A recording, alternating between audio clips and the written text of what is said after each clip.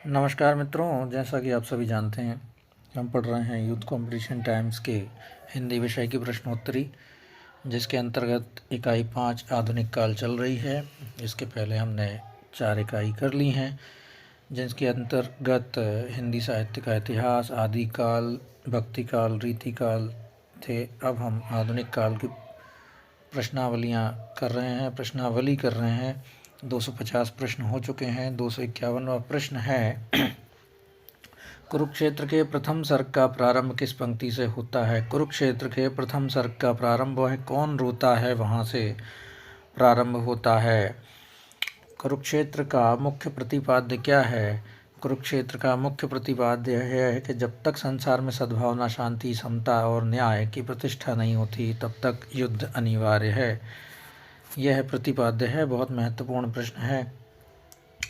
रामधारी सिंह दिनकर ने इसकी रचना की थी 1946 में। यह एक प्रबंध काव्य है जिसका मुख्य प्रतिपाद्य है जब तक संसार में सद्भावना, शांति, समता और न्याय की प्रतिष्ठा नहीं होती, तब तक युद्ध अनिवार्य है। उक्त ग्रंथ में महाभारत कथा के माध्यम से संदेश की प्रतिस्थापना की गई है।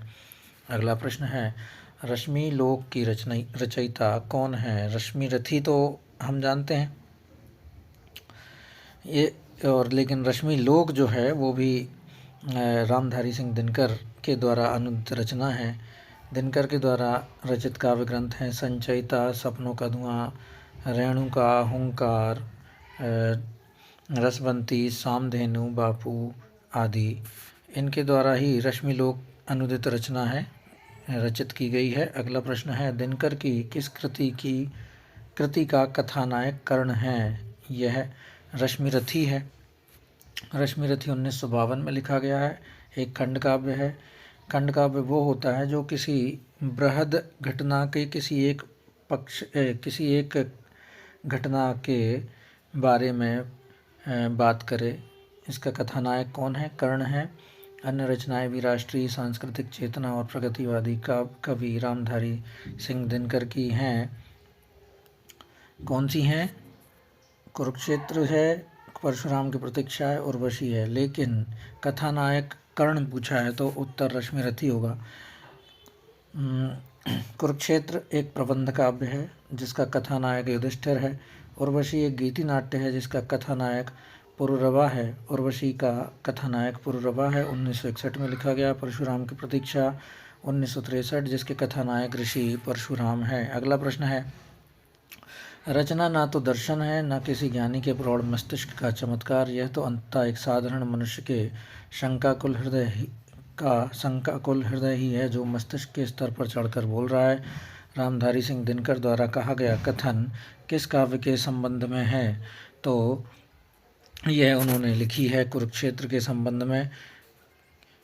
रचना ना तो दर्शन है, न किसी ज्ञानी के प्रौढ़ मस्तिष्क का चमत्कार। यह तो अंततः एक साधारण मनुष्य की शंकाकुल हृदय ही है जो मस्तिष्क के स्तर पर चढ़कर बोल रहा है। रामधारी सिंह दिनकर द्वारा कहा गया यह कथन उनकी काव्य रचना कुरुक्षेत्र नामक प्रबंध काव्य से लिया गया है। कुरुक्षेत्र में 7 सर्ग हैं। इसके कथानायक भीष्म हैं।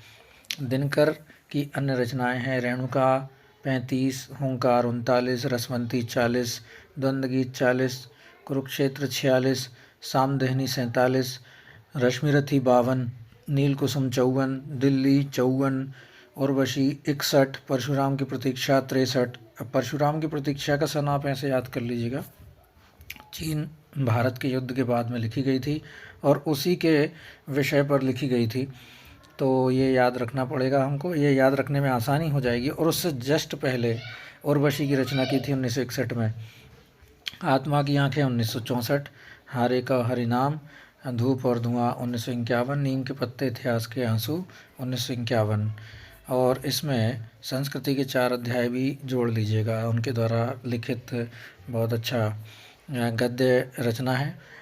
256वां प्रश्न है कौन सी रचना रामधारी सिंह दिनकर की नहीं है? तो आध्यात्म चिंतन नहीं है, रेणुका है, नीम के पत्ते और दिल्ली भी है।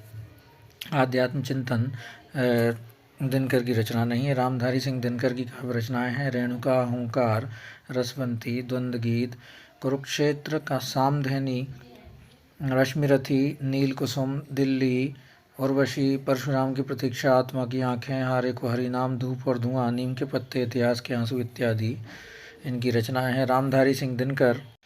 अगला प्रश्न है, रामधारी सिंह दिनकर की किस कृति को आधुनिक युग की गीता कहा जाता है? तो यह आधुनिक युग की गीता है कुरुक्षेत्र। आधुनिक युग की गीता कहा जाता है क्योंकि उसमें भी अर्जुन को उपदेश दिए जाते हैं, उपदेश दे रहे हैं। रामधारी सिंह दिनकर ने साधारण हिंदी बोलचाल की भाषा में यह लिखी है। कुरुक्षेत्र इनकी प्रसिद्ध कृति है। दिनकर की रचनाएं हैं रेणुका, अहंकार, नीलकुसुम, उर्वशी, सीपी और शंख, रश्मि, लोक, आत्मा की आंखें, नीम के पत्ते, इतिहास के आंसू इत्यादि। अगला प्रश्न है, दो राह समय के रथ का घर घर नाद सुनो, सिंहासन खाली करो कि जनता आती है। यह पंक्तियाँ किस कविता से उद्धृत हैं? दो राह समय के रथ का घर घर नाद करो, सिंहासन खाली करो कि जनता आती है, रामधारी सिंह दिनकर के द्वारा लिखी गई है। यह पंक्तियाँ तो उत्तर हुआ रामधारी सिंह दिनकर। अब यह मैथिली शरण गुप्त की रचना है। सखी वो मुझसे कहकर जाते, यह यशोधरा रचना से ली गई हैं। तुमको पीड़ा में ढूंढा, तुमको ढूंढेगी पीड़ा, ये महादेवी वर्मा के द्वारा लिखित गई रचना है। अगला प्रश्न है, निम्नलिखित में दिनकर की काव्य रचना नहीं है। तो हुंकार है, कुरुक्षेत्र है, उर्वशी है, लेकिन त्रिधारा नहीं है। त्रिधारा सुभद्रा कुमारी चौहान की है। त्रिधारा, मुकुल इत्यादि सुभद्रा कुमारी चौहान के द्वारा लिखी गई रचनाएं हैं। रामधारी सिंह दिनकर की रचनाएं हैं कुरुक्षेत्र, परशुराम की प्रतीक्षा, उर्वशी, रश्मि रथी, नीलकुसुम, रेणुका, हुंकार, रसवंती इत्यादि। दिनकर की गद्य रचनाएं हैं संस्कृति के 4 अध्याय, शुद्ध कविता की खोज और दिनकर की डायरी। अगला प्रश्न है, अधैर्य का कवि किसे कहा जाता है? तो सबको पता है, दिनकर को कहा जाता है। राष्ट्रीय सांस्कृतिक काव्यधारा के सबसे सशक्त रचनाकार कवि रामधारी सिंह दिनकर को अधैर्य का कवि कहा जाता है। दिनकर जी का जन्म 1908 सिमरिया जिला मुंगेर बिहार में हुआ था। ये बिहार सरकार के अधीन सब रजिस्ट्रार, राज्यसभा के सदस्य और भागलपुर विश्वविद्यालय के उपकुलपति भी रहे और भारत सरकार के हिंदी के सलाहकार भी रहे। रामधारी सिंह दिनकर की काव्यकृति कौन सी है? रामधारी सिंह दिनकर की काव्यकृति है कुरुक्षेत्र। बाकी लोकायतन अलग है, आर्यवर्त और उन्मुक्त अलग अलग रचनाएं हैं। पढ़ते हैं इनके बारे में। कुरुक्षेत्र रामधारी सिंह दिनकर की काव्यकृति है। रामधारी सिंह दिनकर राष्ट्रीय सांस्कृतिक धारा के कवि हैं। इनको समय सूर्य, अधैर्य का कवि आदि कहा जाता है। दिनकर को उर्वशी महाकाव्य के लिए सन 1972 ईस्वी में भारतीय ज्ञानपीठ प्रदान किया गया। 1972 में ज्ञानपीठ पुरस्कार प्रदान किया गया है। इनके द्वारा रचित प्रमुख कृतियां हैं रेणुका, हुंकार, रसवंती, द्वंद्वगीत, रश्मि रथी, दिल्ली, नीम के पत्ते इत्यादि। जबकि लोकायतन सुमित्रानंदन पंत की रचना है। लोकायतन सुमित्रानंदन पंत की रचना है। आर्यावर्त जो है मोहनलाल महतो वियोगी की है और उन्मुक्त सियाराम शरण गुप्त की है। अगला प्रश्न है, बैठे हुए सुगत आतप में मृग रोमंथन करते हैं, वन के जीव विवर से बाहर हो विश्रब्द विचरते हैं। उपर्युक्त पंक्तियां में किसका वर्णन है?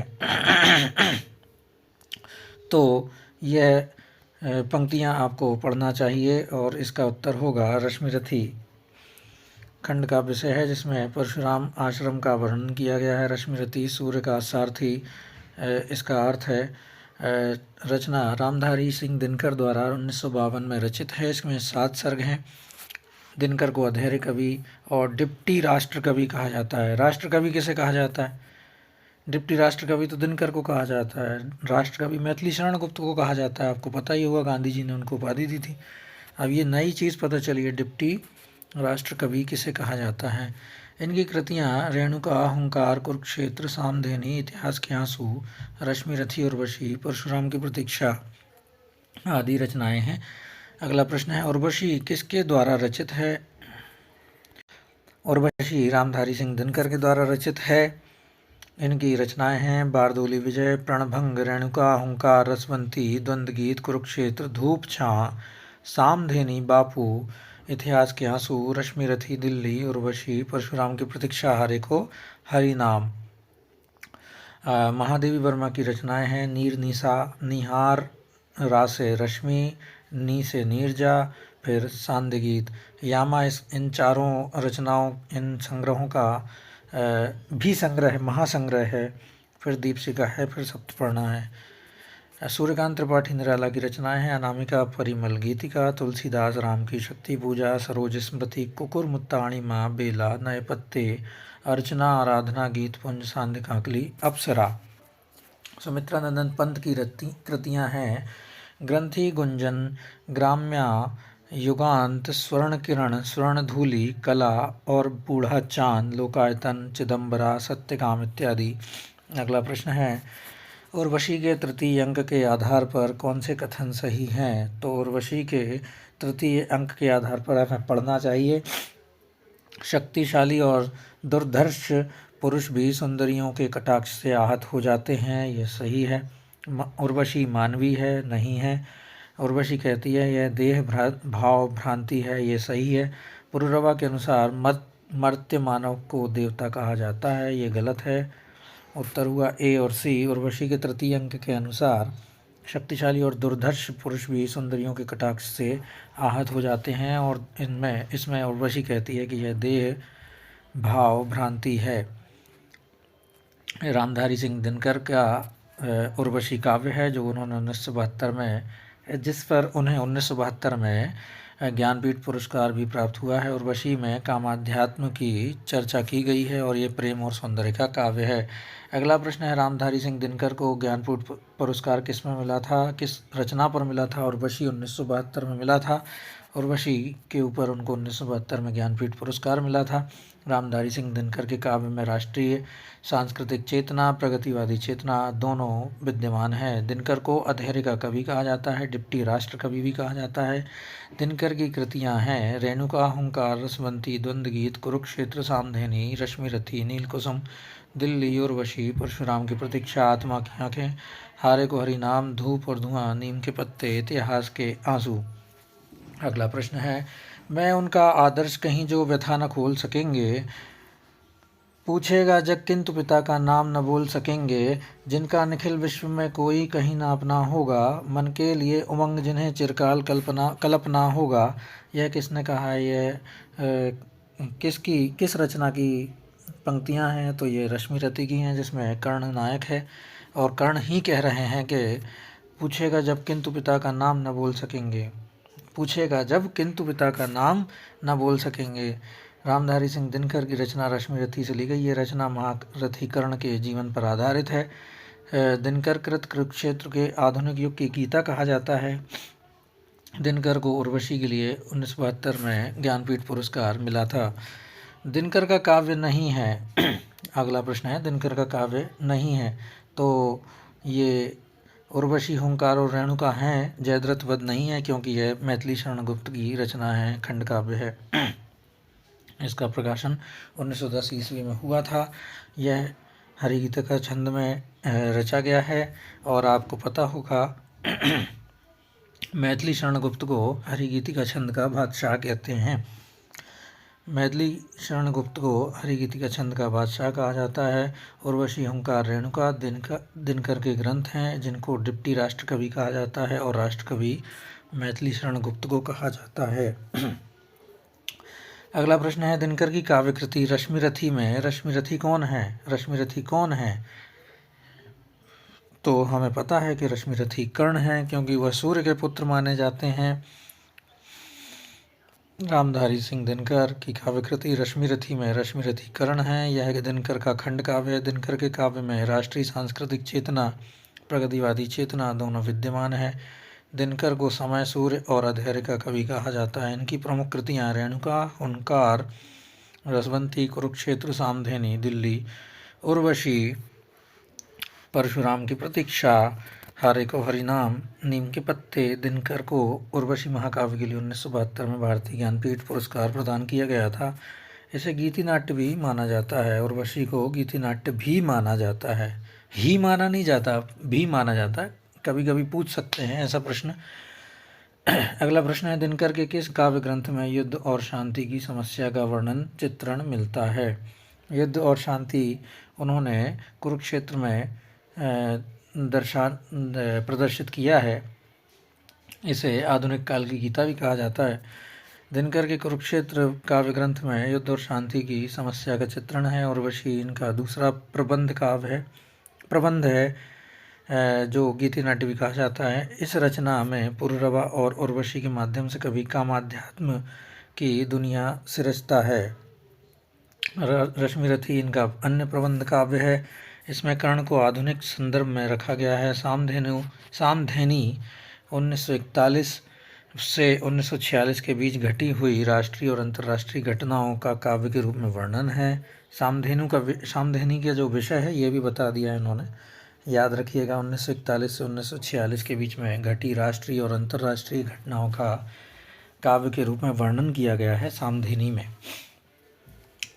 अगला प्रश्न है, प्रसिद्ध गीत विजय विश्व तिरंगा प्यारा झंडा ऊंचा रहे हमारा किस कवि की रचना है? तो ये श्यामलाल पार्षद जी की रचना है।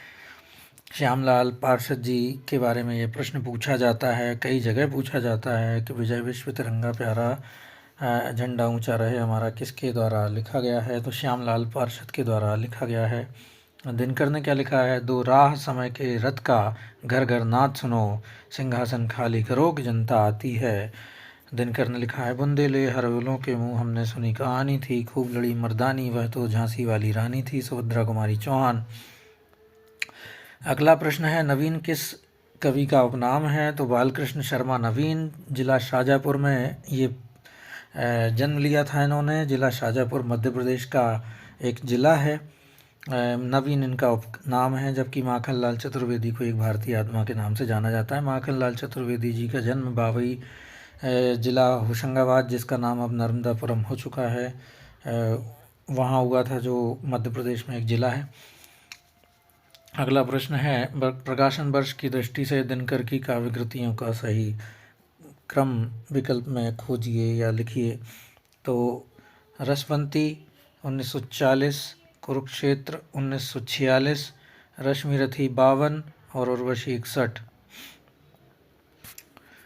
अगला प्रश्न है, इनमें से कुरुक्षेत्र से संबंधित कौन सा कथन सही नहीं है? तो इसका कथानक महाभारत से लिया गया है। यह गांधीवादी विचारधारा से प्रभावित है नहीं। इसमें कुल 7 सर्ग हैं। इसमें भीष्म और युधिष्ठिर के माध्यम से युद्ध एवं शांति विषयक विशद गंभीर चिंतन प्रस्तुत किया गया है। यह राष्ट्रीय सांस्कृतिक चेतना का भी काव्य कहलाता है। अगला प्रश्न है, दिनकर की प्रसिद्ध काव्य कृति रश्मिरथी की कथा वस्तु कहाँ से ली गई है? तो रश्मिरथी की कथा वस्तु महाभारत से ली गई है। रश्मिरथी जिसका अर्थ है सूर्य किरण का सवार, हिंदी के महान कवि दिनकर द्वारा रचित प्रसिद्ध खंड काव्य है। 1952 में यह प्रकाशित हुआ था। इसके 7 सर्ग हैं। कर्ण इसके नायक हैं। अगला प्रश्न है, एक दिन सहसा सिंधु अपार लगा टकराने, नगदल क्षुब्ध अकेला यह जीवन निरुपाय आज तक घूम रहा विश्रब्ध। कामायनी से उद्धृत इन पंक्तियों के लिए कौन सा कथन सही है?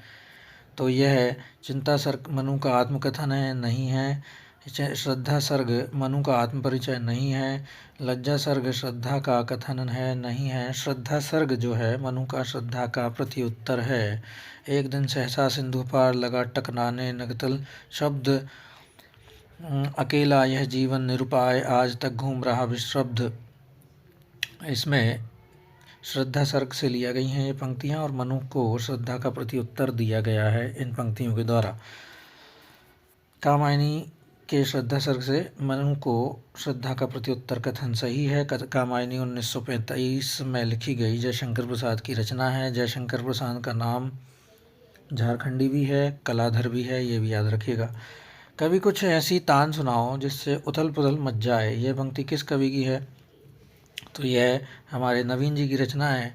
कभी कुछ ऐसी तान सुनाओ जिससे उथल पुथल मच जाए, हो जाने दो गर्क नशे में, मत पड़ने दो फर्क नशे में, यह भी नवीन जी की रचना है। बीन भी हूँ मैं तुम्हारी रागनी भी हूँ, दूर हूँ तुमसे अखंड सुहागिनी भी हूँ, महादेवी वर्मा ने लिखी है। तुम्हारे छूने में था प्राण, संग में पावन गंगा स्नान, तुम्हारी वाणी में कल्याणी त्रिवेणी की लहरों का गान। यह सुमित्रा नंदन पंत ने लिखी है। झंझा झकोर गर्जन है, बिजली है नीरद माला, पाकर इस शून्य हृदय को सबने आ डेरा डाला। जयशंकर प्रसाद की रचना है। अगला प्रश्न है, सूर्यकांत त्रिपाठी निराला जी के काव्य के बारे में निम्न में से कौन सा विधान गलत है? स्वर लय की प्रधानता है, यह सही है। भाषा ओजपूर्ण है, सही है। सदुक्कड़ी हिंदी का प्रयोग है, यह नहीं है। भाषा सांस्कृतिक निष्ठ खड़ी बोली है, उत्तर हुआ सी।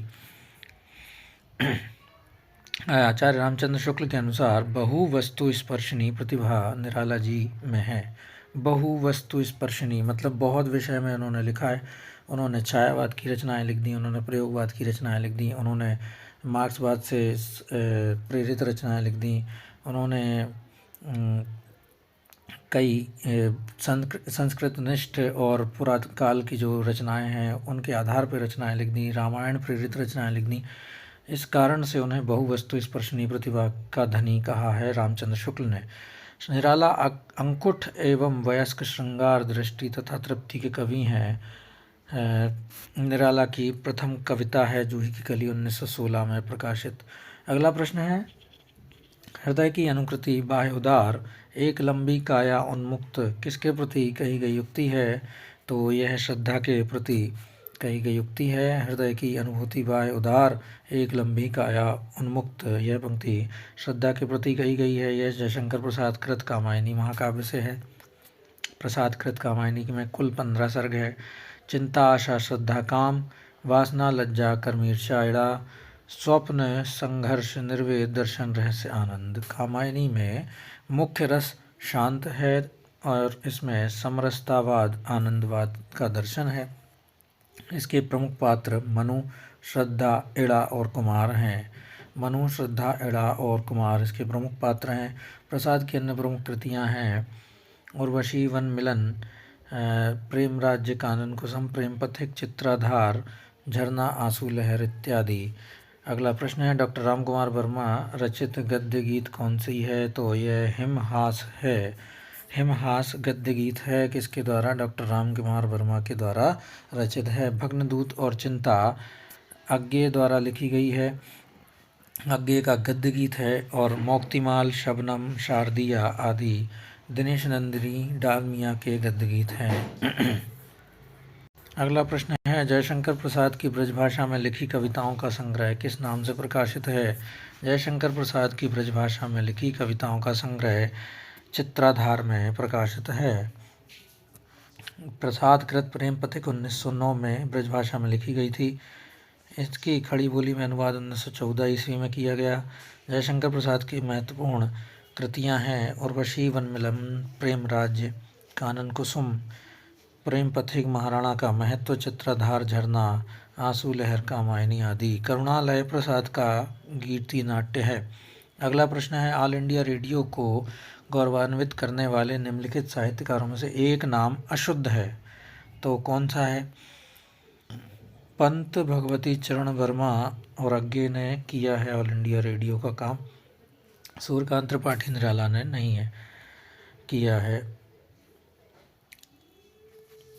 अगला प्रश्न है, पंचवटी प्रसंग की कवि की रचना है, किस कवि की रचना है? तो यह निराला की रचना है। पंचवटी प्रसंग निराला कृत परिमल में यह संग्रहित है। पंचवटी प्रसंग दर्शन प्रधान रचना है। निराला की अन्य कविता कृतियाँ हैं परिमल, गीतिका, तुलसीदास, आराधना, गीत कुंज इत्यादि। जबकि मैथिली शरण गुप्त ने पंचवटी 1925 ईस्वी में लिखा है और इसी नाम से ग्रंथ लिखा है। लेकिन पंचवटी प्रसंग एक कविता है जो परिमल में संग्रहित है निराला की।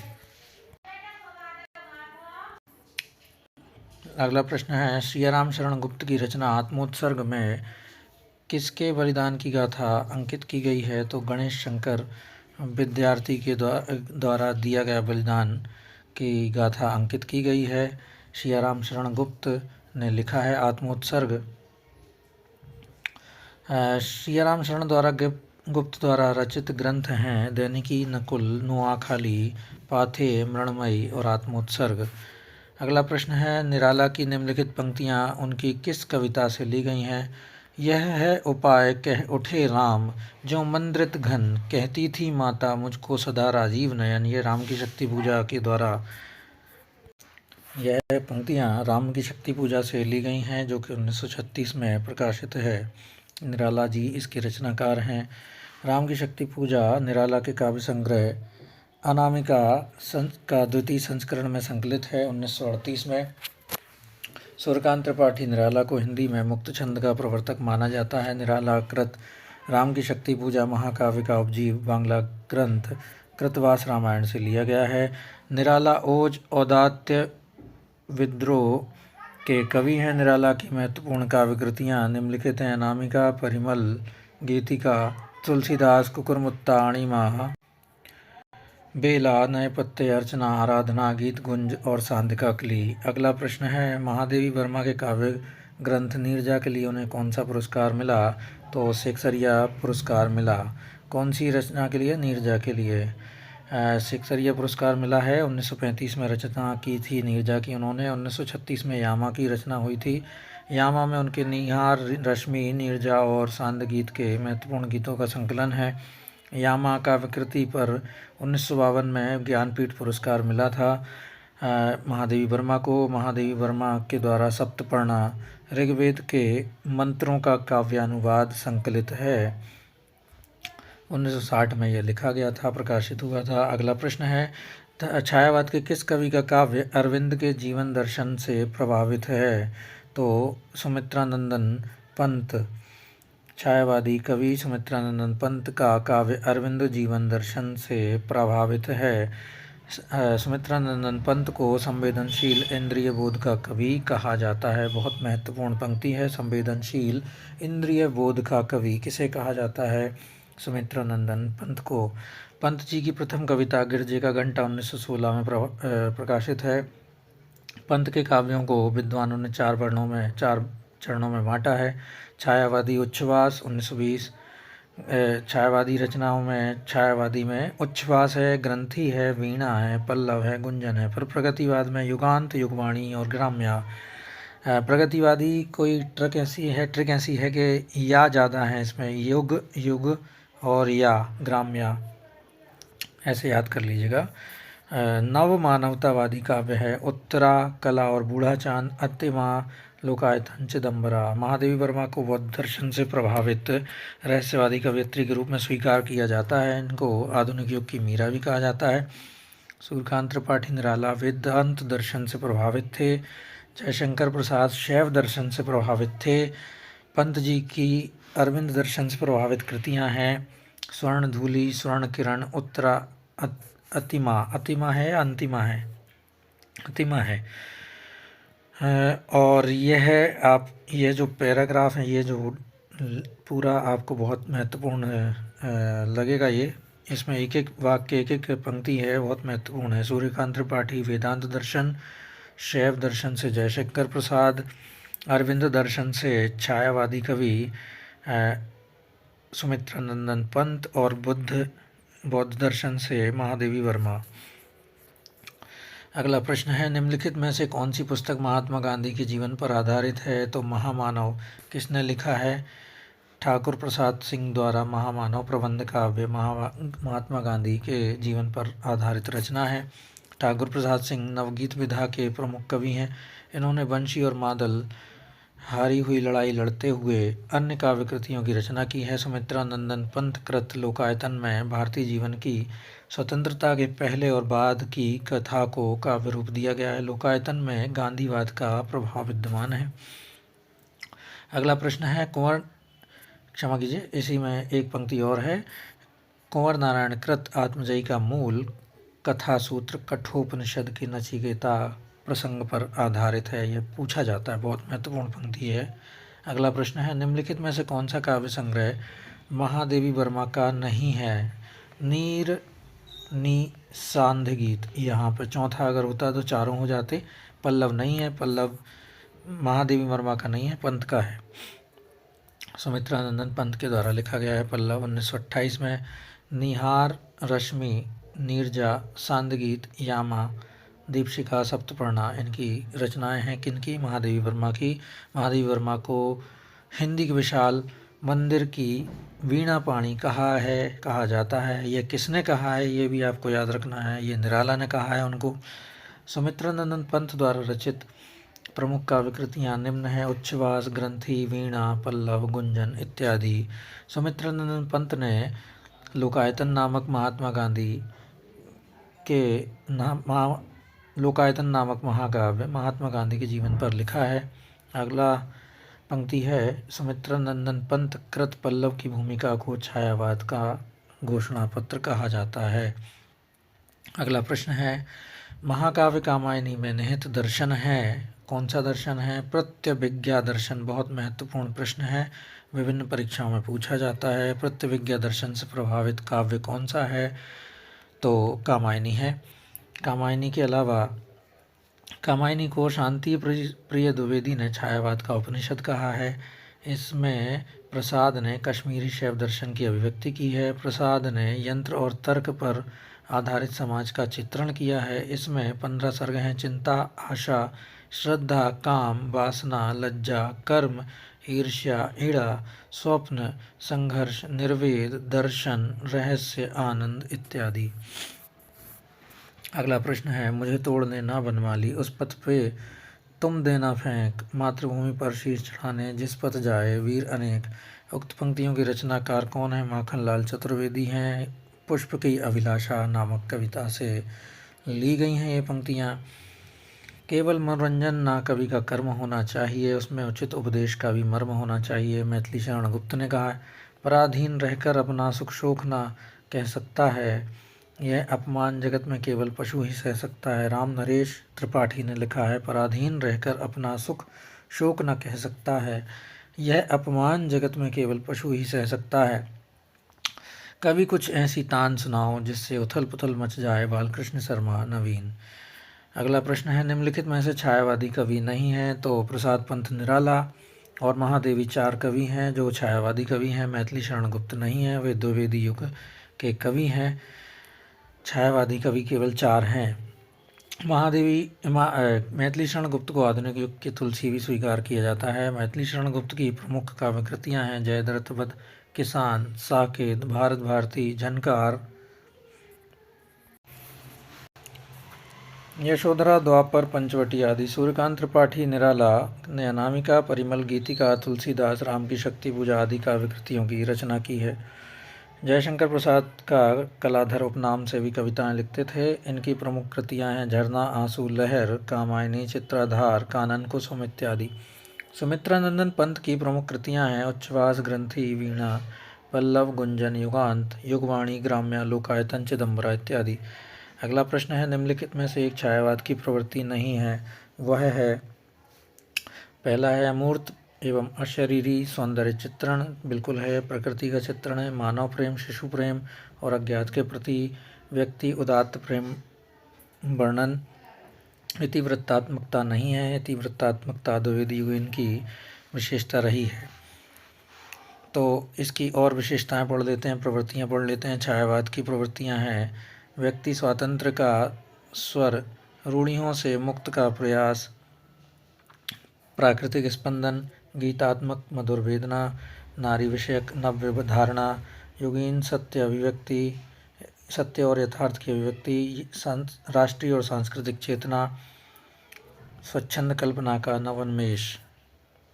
अगला प्रश्न है: राम की शक्ति पूजा का प्रकाशन वर्ष क्या है? राम की शक्ति की पूजा का प्रकाशन वर्ष 1936 है। इसका आधार कृतवास की बांग्ला रामायण है। 15 दिनों की कठोर साधना में 1840 छंदों में प्रस्तुत लंबी कविता है। इसे समासोक्ति शैली के महाकाव्य के रूप में निराला ने लिखा है, परंतु इसे लंबी कविता कहा गया। आलोचक ने इसे बिच्छू छुड़ाने का मंत्र कहा है। नामवर सिंह ने निराला को छंदों का गुरु कहा है। ये पंक्ति बहुत महत्वपूर्ण है। छंदों का गुरु किसे कहा गया है? नामवर सिंह ने कहा है निराला को। रामविलास शर्मा के अनुसार निराला रूढ़ियों के प्रति विद्रोह और परिवर्तन के कवि थे।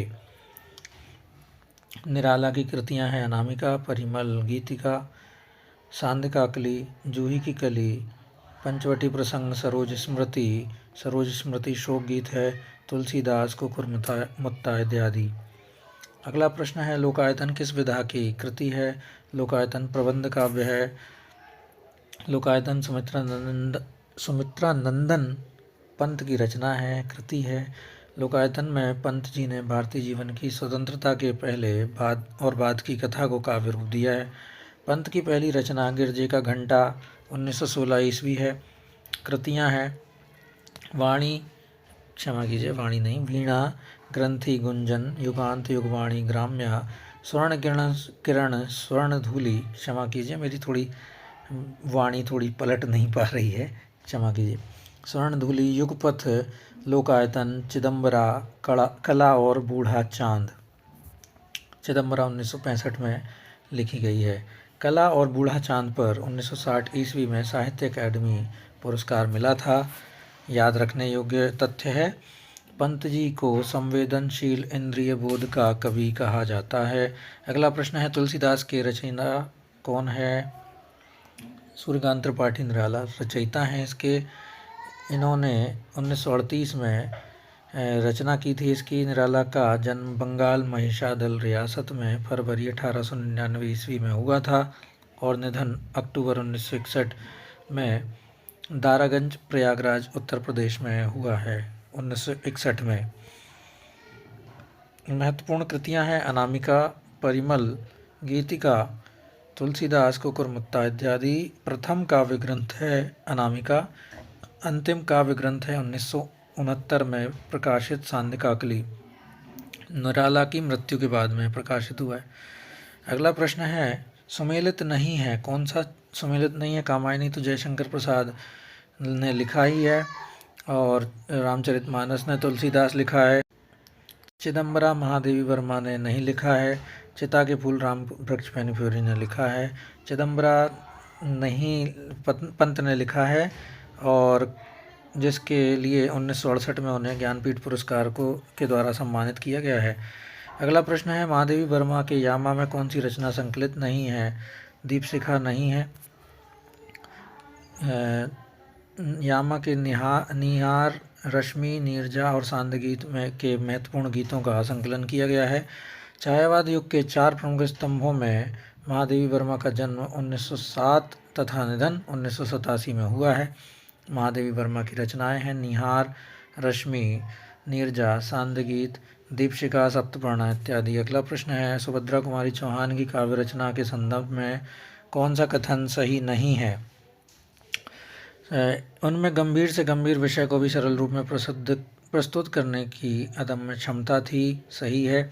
उनकी राष्ट्रीय कविताओं में समसामयिक देश प्रेम और भारतीय इतिहास एवं संस्कृति की गहरी छाप है, सही है।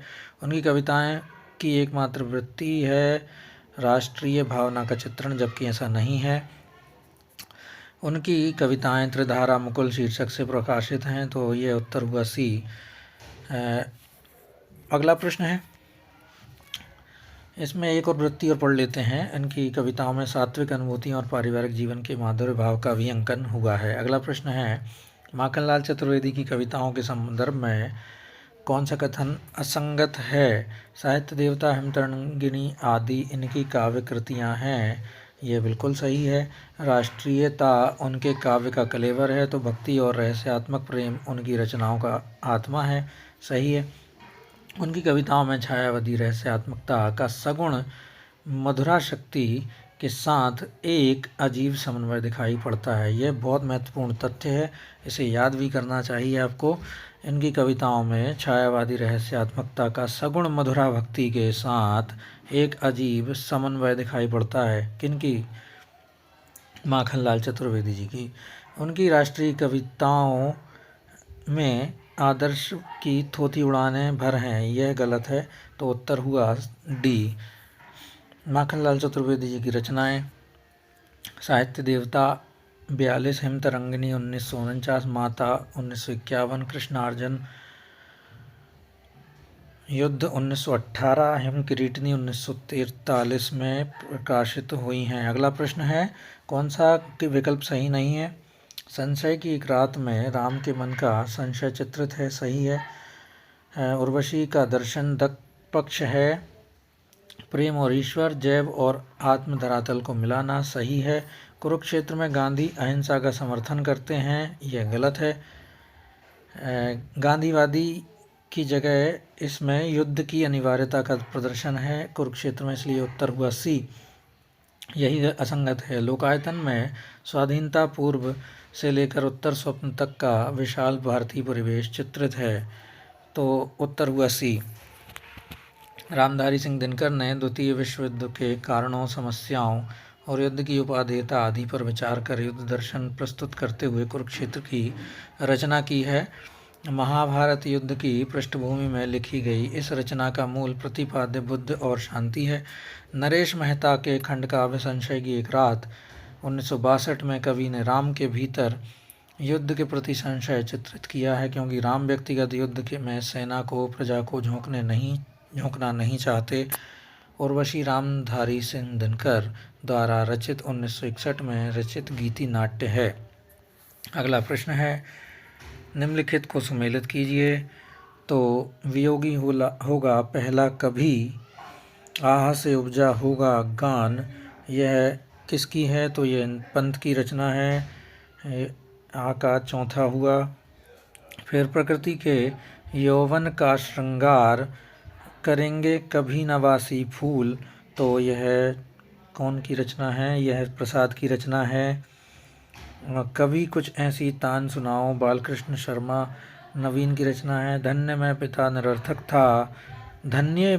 निरर्थक था, कुछ भी तेरे हित ना कर सका निराला, ये सरोज स्मृति से ली गई पंक्तियां हैं, जो हिंदी कविता का प्रथम शोक गीत कहलाता है। पंत जी की प्रमुख रचनाएं हैं पल्लव, ग्रंथि, गुंजन, लोकायतन, चिदंबरा। जयशंकर प्रसाद की रचनाएं हैं प्रेम पथिक, करुणालय, झरना, आंसू, कामायनी। बालकृष्ण शर्मा नवीन की प्रमुख रचनाएं हैं कुमकुम, रश्मि रेखा, पलक और मिला और हम पेशवाई जन्म के। सूर्यकांत त्रिपाठी निराला की प्रमुख रचनाएं हैं अनामिका, परिमल, तुलसीदास, बेला, सांध्याकली इत्यादि। अनामिका के द्वितीय संस्करण काव्य संग्रह में ही निराला की सरोज स्मृति और राम की शक्ति पूजा का कविताओं का संकलन है। तो मित्रों, यह था हमारा ये वीडियो। इसके आगे हम अगले वीडियो में पढ़ना प्रारंभ करेंगे 302 प्रश्न से। तब तक के लिए आज्ञा दीजिएगा। धन्यवाद।